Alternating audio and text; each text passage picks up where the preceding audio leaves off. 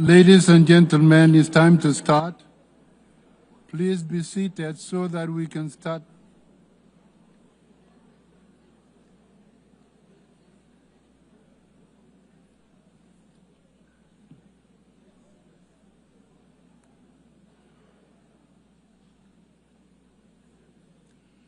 The 96th plenary meeting of the General Assembly is called to order.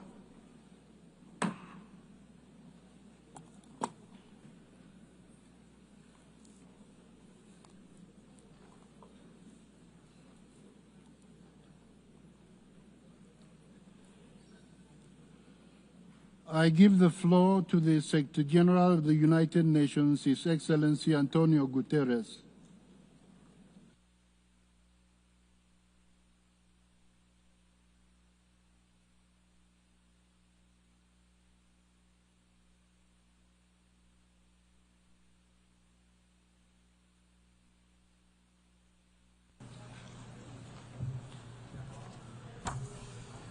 Mr. President of the General Assembly, Madam President-elect, Excellencies, ladies and gentlemen. Thank you for joining us as we close the 79th session of the United Nations General Assembly. This session took place during a profoundly tumultuous moment for the human family. Conflicts, divisions, inequalities, poverty, injustices, displacement, hunger, and another year of record-breaking heat. Together, this Assembly faced these challenges and worked to discuss, debate and develop common solutions to address them. All of these milestones were achieved through the leadership of the outgoing President of this 79th session, His Excellency Philemon Yang. He presided over the General Assembly with wisdom, vision and skill, while working to forge multilateral solutions and providing a powerful voice for Africa. One of his very first acts as President was to preside over the Summit of the Future. He helped usher in the Pact for the Future and its implementation through a series of dialogues with Member States. He also rallied countries together across a number of signature events to address issues that are close to his heart, from ending child labour, to addressing the impact of small arms and light weapons on development, to the importance of upholding international humanitarian law. And he also led the launch of a task force to advance multilingualism in the General Assembly. Mr. President, I want to thank you once again for your advice, guidance and commitment to our organization and its values. And I look forward to collaborating with your successor, President-elect Baerbock, as we continue seeking global solutions to global problems. And to do so in this important year, the 80th anniversary of the United Nations and the visionary charter which brought it to life. Excellencies, the founders of this organization in 1945 recognized the fundamental fact: the strength of the United Nations depended on the commitment of countries to look beyond solely national interests and to consider instead that we could achieve by standing as one. This truth is just as important today as it was 80 years ago, and just as effective. There is much to do, and the road ahead is uncertain, so we mark our 80th anniversary, and let's carry this spirit forward and ensure we continue rebuilding trust and delivering results and peace for all people everywhere. Thank you.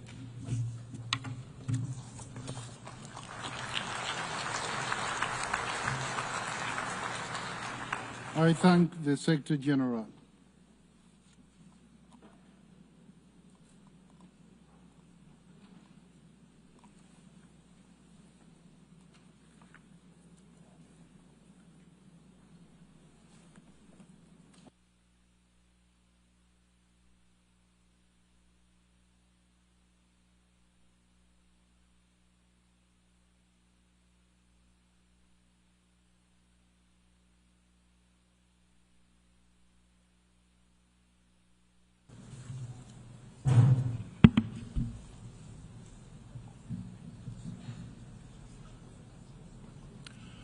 Monsieur le Secrétaire général, Madame la Présidente élue de l'Assemblée générale, Madame Annalena Baerbock, Excellences, Mesdames et Messieurs,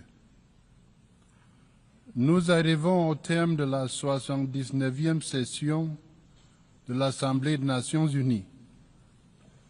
La charge de présider cette noble Assemblée, le Parlement de l'humanité, a été un véritable honneur.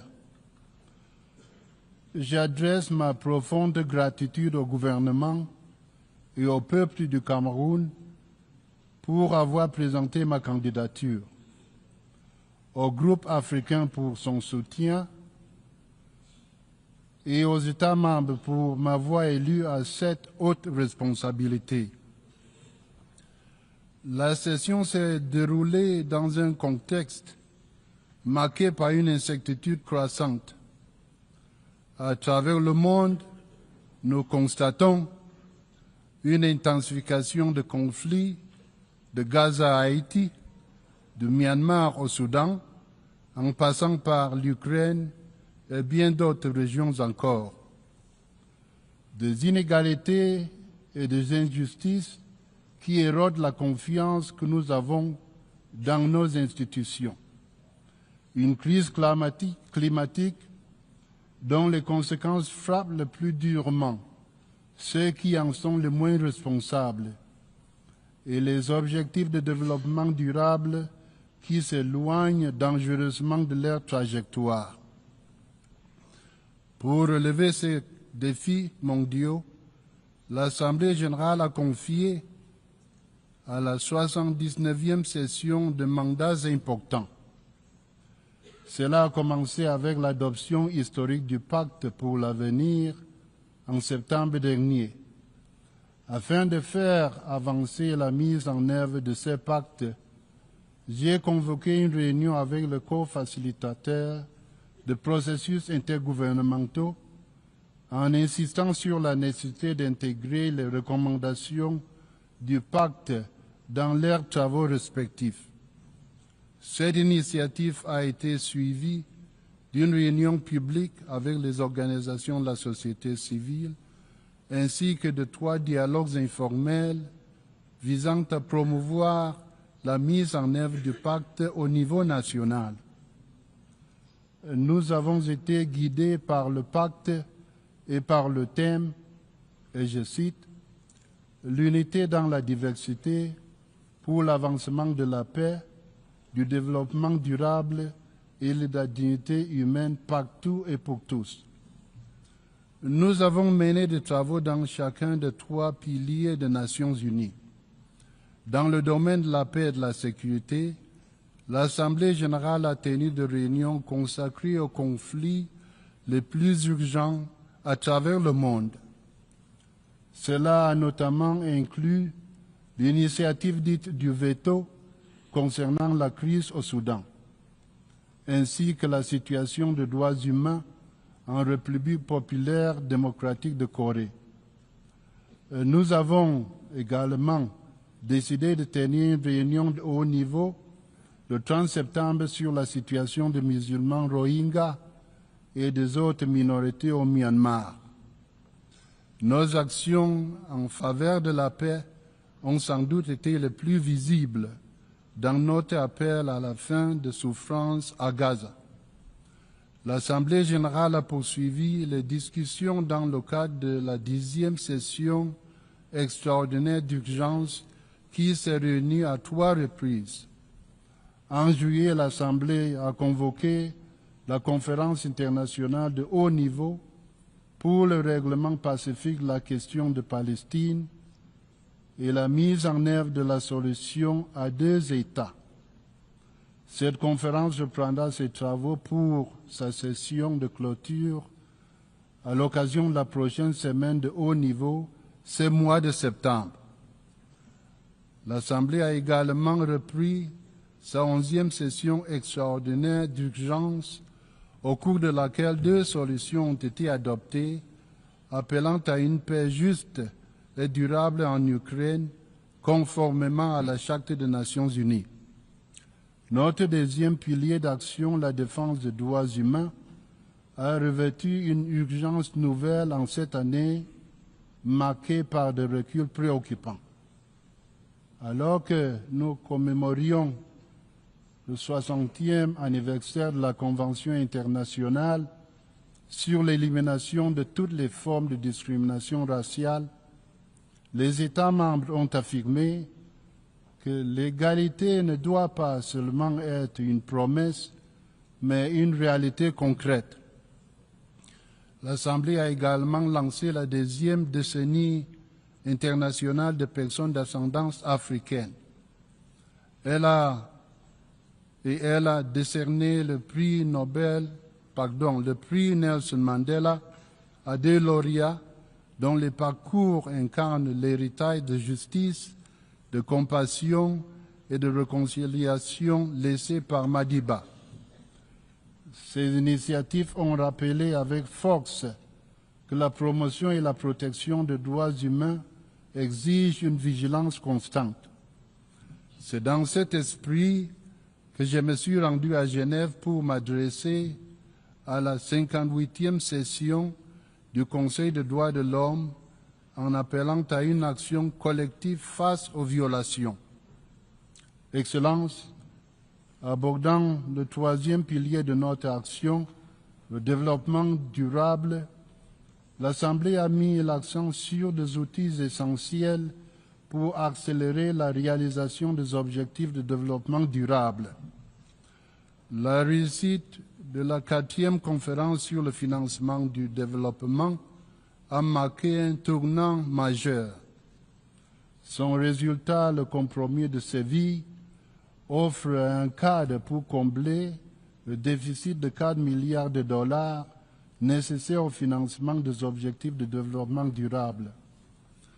Les appels au partenariat ont également retenti lors de la 3e conférence des Nations Unies sur les pays en développement sans littoral et la 3e conférence des Nations Unies sur l'océan. J'ai également eu l'honneur de représenter l'Assemblée lors de la lecture historique de l'avis consultatif de la Cour internationale de justice sur le changement climatique à La Haye. L'Assemblée a également œuvré à réduire les fractures numériques en favorisant un processus inclusif et transparent pour la mise en œuvre du pacte numérique mondial. Je salue la création d'un panel scientifique international indépendant sur l'intelligence artificielle ainsi que l'initiative du dialogue mondial sur la gouvernance de l'intelligence artificielle. Your Excellencies, ladies and gentlemen, in addition to galvanizing energies for the execution of mandates, I undertook signature events that reflected my priorities for the session. The first event was an informal, interactive dialogue organized with the International Committee of the Red Cross on preserving human dignity in armed conflict. For the second, I convened the Interparliamentary Union hearing on scaling up action on the Sustainable Development Goals.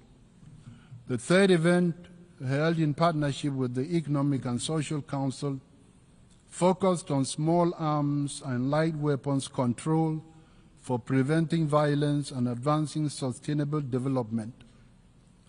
The fourth, convened jointly with the International Labour Organization, focused on the elimination of child labor in all its forms, including forced recruitment and use of children in armed conflict.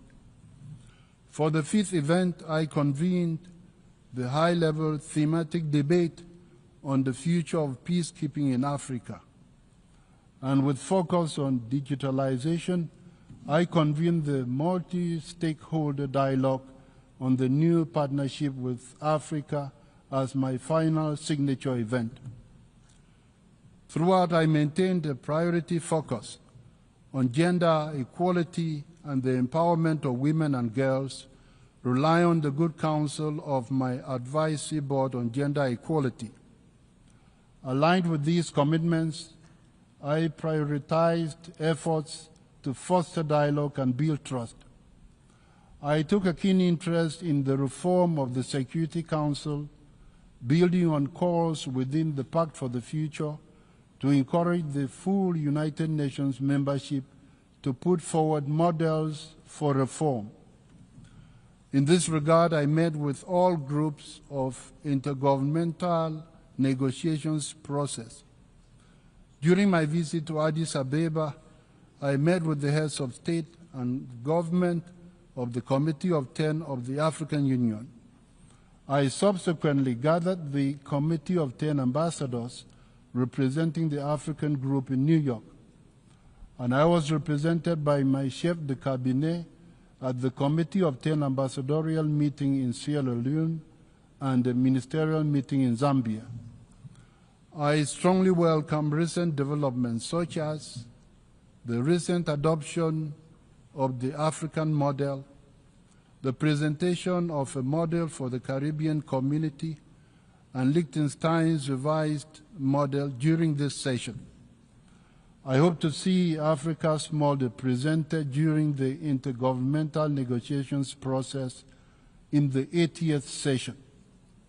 Similarly, I convened parliamentary dialogues bringing fresh light to the issues of multilingualism, the role of the General Assembly in peace and security, the role of women in mediations and peace processes, and strengthening multilateralism.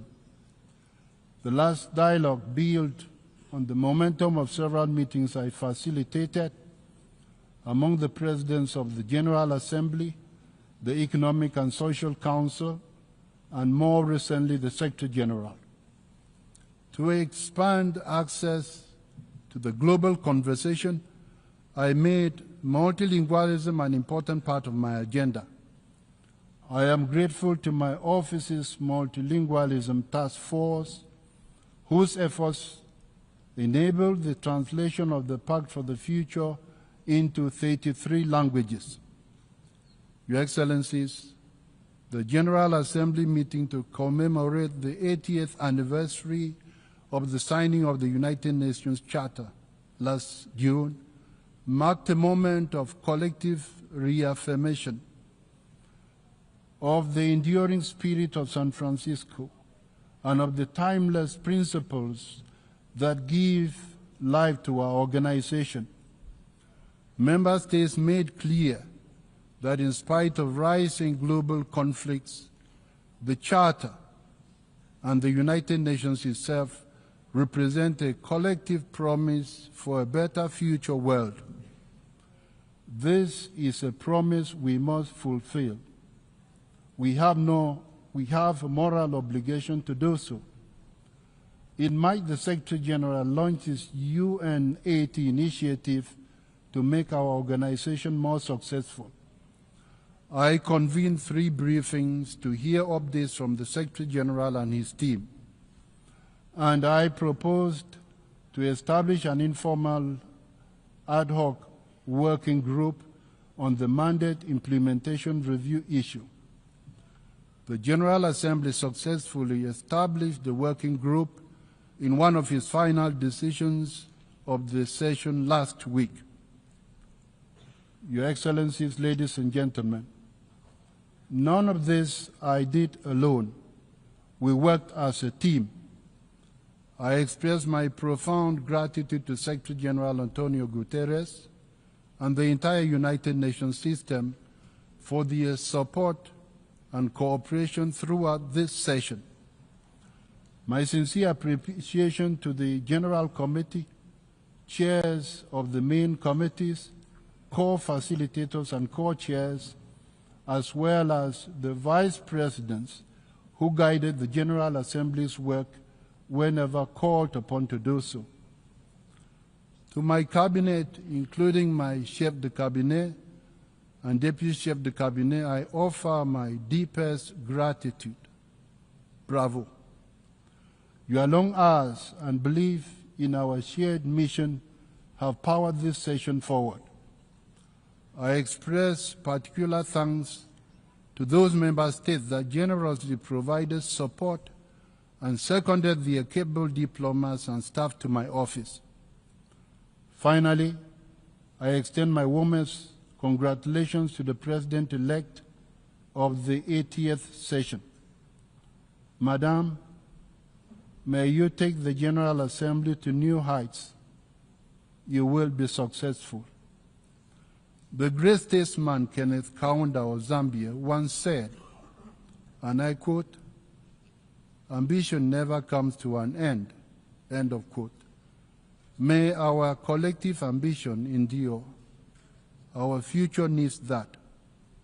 Let us prove that multilateralism can deliver faster and smarter for everyone, everywhere. Thank you.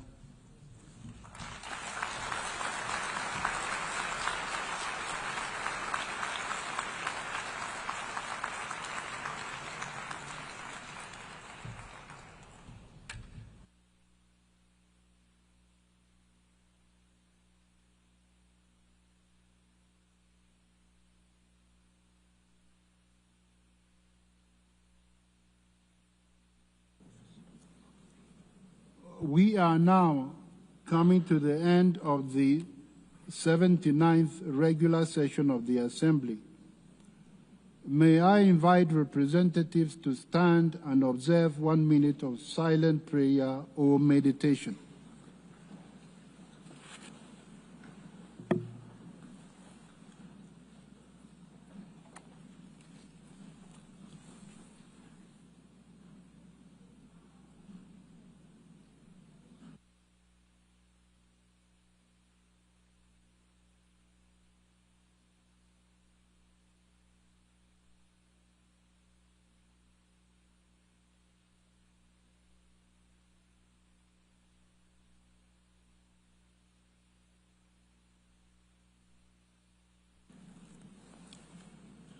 I invite Her Excellency Annalena Baerbock, President-elect of the 80th session of the Assembly, to take an oath of office in accordance with Resolution 70/305 of 13 September 2016.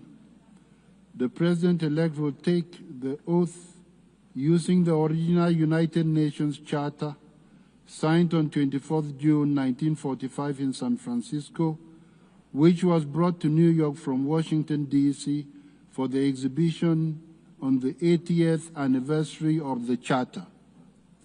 After spending 2.5 months for visitors to see, the Charter has been moved to the second floor of the conference building for heads of state and government to see and will remain on display through to the end of the month.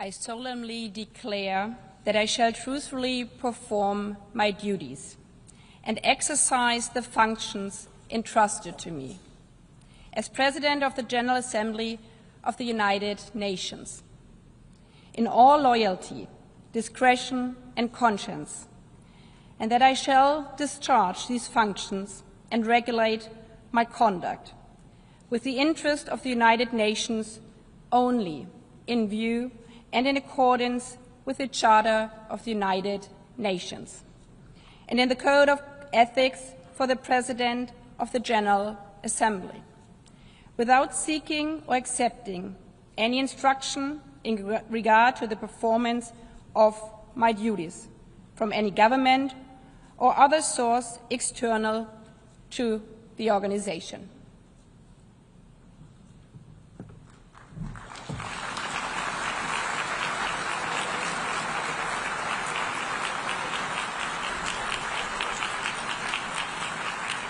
I thank the President-elect of the 80th session.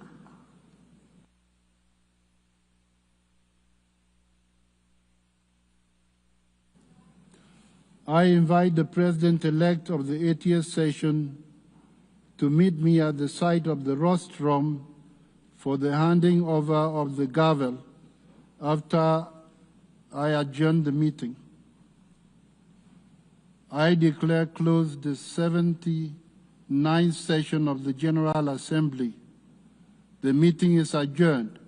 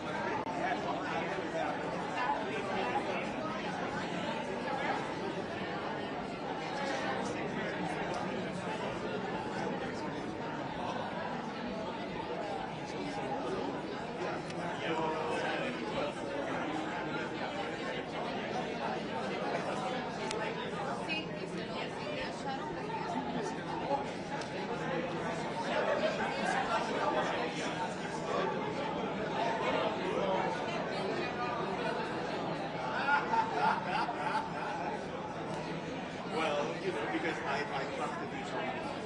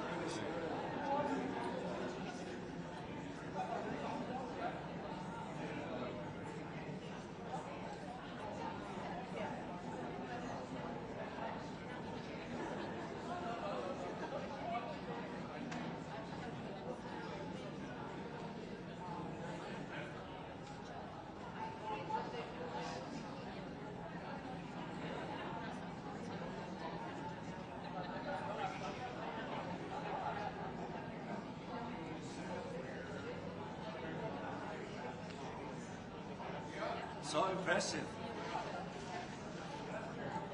You're waiting for the UNGA.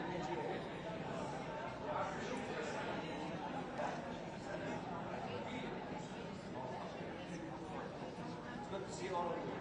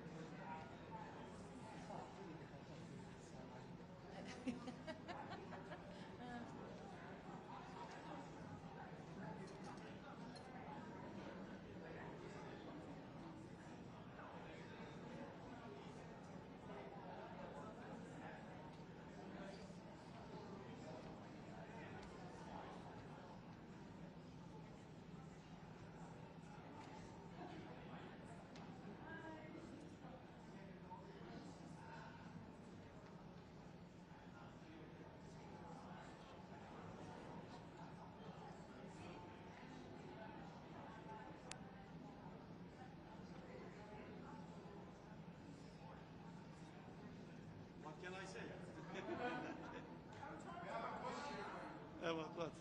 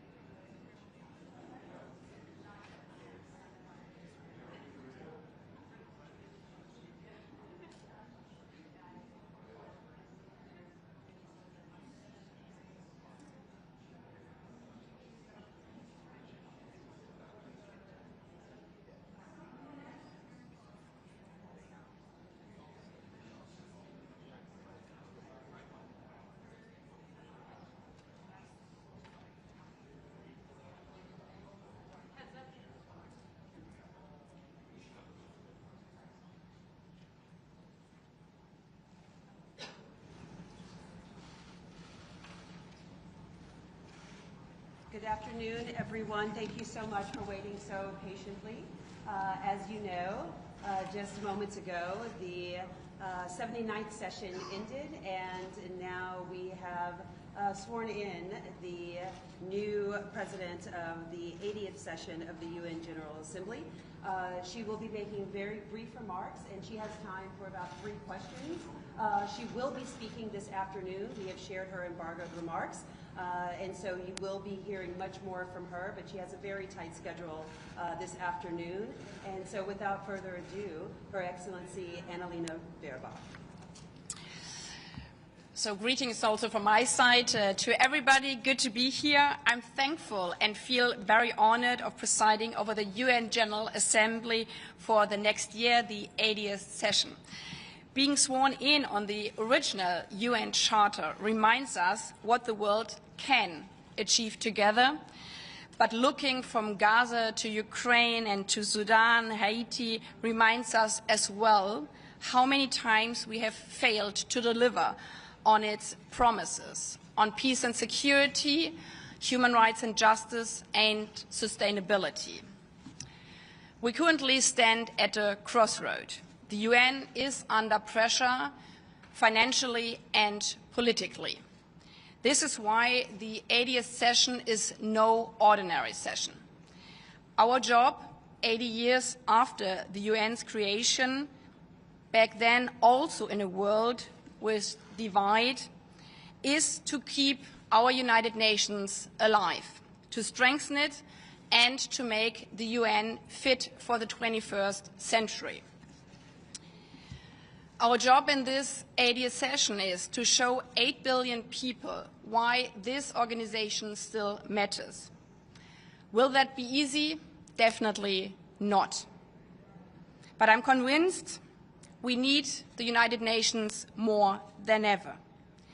Despite all the challenges, in no way would we be better off without the UN. In the upcoming months, I look forward to working together with all member states in this endeavor to strengthen our United Nations, to strengthen our UN Charter, to make a tangible difference in the lives of the people we serve. When I was elected, I made a commitment to the 193 member states that as the President of the General Assembly, I will be an impartial but passionate advocate of the United Nations, always guided by the UN Charter. In the spirit of this, the theme of the 80th session is "We are better together." I thank you.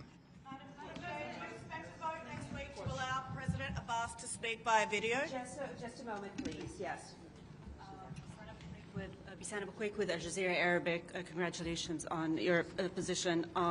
You just started this job, and you're speaking about the failure of maintaining peace and security. And just this morning, we've seen a violation of the sovereignty of another country by Israel by attacking Qatar. Do you have any comment on that? This underlines that this 80th session is no normal session. The escalation of today is obviously concerning, and I call on all parties to exercise maximum restraint. As required by our UN Charter, the sovereignty and territorial integrity of all member states must be respected and not violated by any member states. We do not need more tension in the region, but intensified diplomatic efforts towards an immediate and permanent ceasefire, an improvement of the humanitarian situations for the civilians in Gaza by the Israeli government, and the release of all hostages held by Hamas. We have a question here. Thank you. Yes, sir, you have the floor. Thank you. Abdelhamid Sayam from the Arabic daily Al-Quds Al-Arabi. Madam President, do you distance yourself from the statement you gave when you were Foreign Minister of Germany, when you condone Israel attacking civilian property, civilian hospitals, civilian schools? Do you distance yourself from that statement? Thank you. Well, first of all, I would like to ask you, also know here that you cite correctly there's no quotation at all from myself, not in my former part, not today. Today, I'm speaking as the President of the UN General Assembly and representing 193 member states. But again, this quote is not a quote I ever gave. Orders, please. Do you expect a vote next week in the General Assembly to allow the Palestinian president to address the General Assembly the following week via video? This UN institution we are supposed to celebrate this year for its 80th anniversary was provided for being a place where nations from all the world can meet and work to collectively, not least to address the world's most pressing problems. And according to the headquarters agreement, the host country should grant access to all delegations as per standard practice over the past 8 decades to participate in the UN General Assembly and also the high-level week. Okay. Thank you all so much. I'm so sorry the PGA's schedule, she has to move on now, but there will be many opportunities to engage with her, and she very much looks forward to engaging with you all. Thank you so much.